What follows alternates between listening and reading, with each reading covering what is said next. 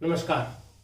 आज हम गीता के चौथे अध्याय का पहला श्लोक लेंगे, जिसमें भगवान अर्जुन से ये कहते हैं कि ऐसा नहीं है कि गीता मैं पहली बार तुझे ही सुना रहा हूँ, ये योग मैंने इससे पहले भी सुनाया है।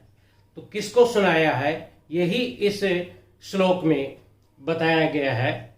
श्लोक इस प्रकार से है, इमं विवस्वते योगं प्रोक्तवान् अहम् अव्ययम् विवस्वान् मनवे प्राह मनोर इक्ष्वाकवे अब्रवीत्। इमं योगम अव्ययम, यह है अविनाशी योग, यानी कि दिस इम्पेरिशेबल योगा। विवस्वते अहम प्रोक्तवान, मैंने सूर्य से कहा था।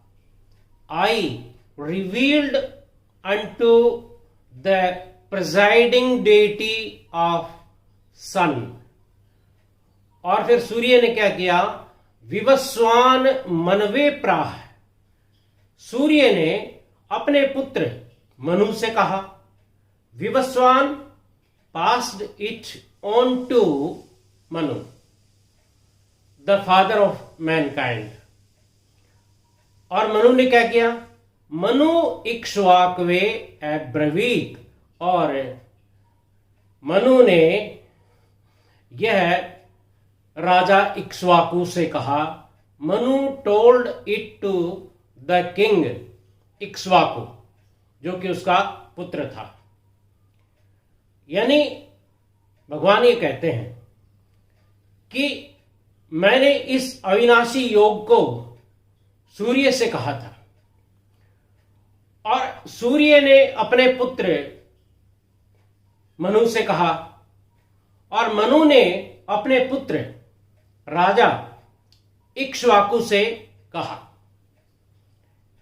अर्थात I gave this imperishable yoga to Vivaswat, the sun god passed it to Manu, and Manu told it to Ikshvaku, the founder of solar dynasty of Kshatriyas।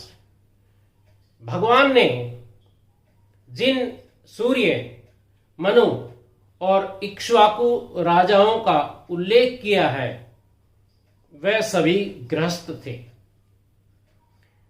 और उन्होंने गृहस्थ आश्रम में रहते हुए ही कर्मयोग के द्वारा परम सिद्धि को प्राप्त किया था।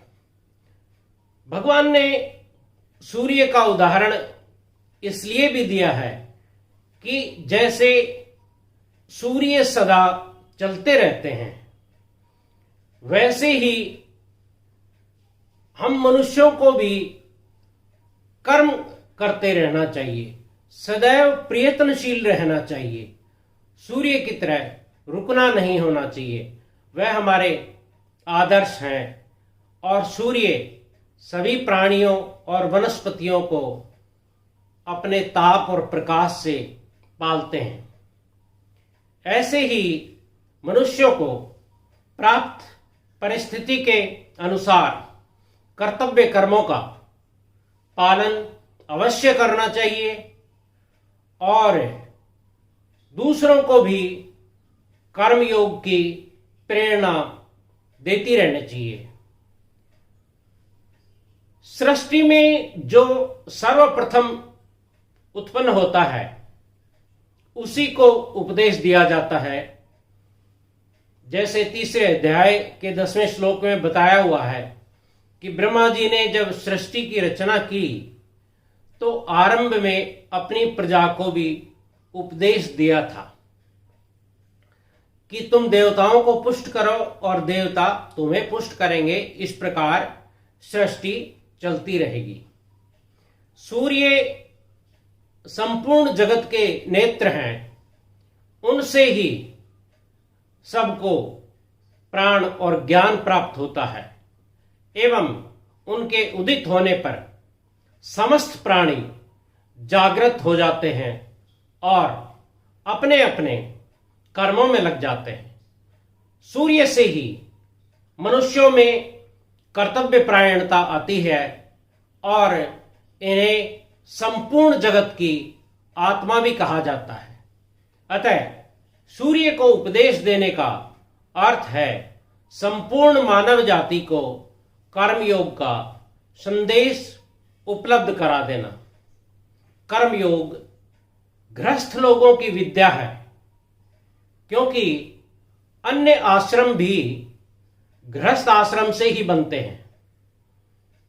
भगवान ये कहना चाहते हैं कि घर पर रहकर ही कर्मयोग का पालन करके परमात्मा को प्राप्त किया जा सकता है। इसके लिए जंगल में या पहाड़ों पर जाने की आवश्यकता नहीं होती। जो परिस्थिति हमें प्राप्त हो गई है उसका सदुपयोग करना ही कर्मयोग है। किसी भी सुख भोग की बात करें, उसकी प्रतीक्षा में जितनी रुचि बनी रहती है, भोग के प्राप्त होने पर थोड़ी कम हो जाती। जैसे आप नया मोबाइल खरीदना चाहते हैं, खरीदने से पहले तो हम क्या क्या सपने देखते हैं, ये करेंगे वो करेंगे, लेकिन जब खरीद चुकते हैं तो हमारा उत्साह थोड़ा कम हो जाता है, हमारी योजनाएं थोड़ी धीमी पड़ जाती। भोग प्राप्त होने पर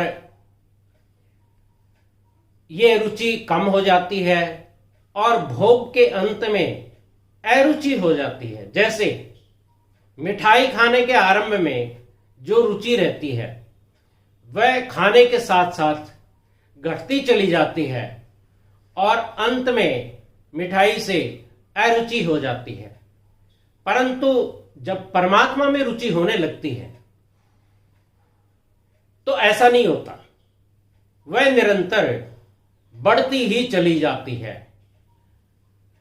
भौतिक और आध्यात्मिक धन में यही फर्क है। जो कुछ हमारे पास है वह किसी से मिला हुआ है। जैसे शरीर माता पिता से मिला है, विद्या गुरुजनों से मिली है, और जो भोजन हम करते हैं वह किसी और का पैदा किया हुआ है। जिस सड़क पर हम चलते हैं वह किसी और ने बनाई है। इस प्रकार एक दूसरे की सहायता से ही सबका जीवन चल पाता है। धनी से धनी व्यक्ति का जीवन भी संसार के योगदान के बिना नहीं चल सकता। इसलिए अगर हमने किसी से लिया है तो किसी को देना, किसी की सहायता करना हमारा कर्तव्य है। जो भी शक्ति हमारे पास है उसी साधन के द्वारा, इसी का नाम कर्मयोग है। कर्मयोगी वह है जो जिस परिस्थिति में है उसके अनुरूप सेवा करता है। वह न तो परिस्थिति को बदलता है और नए परिस्थिति को ढूंढता है। आज इतना ही। नमस्कार।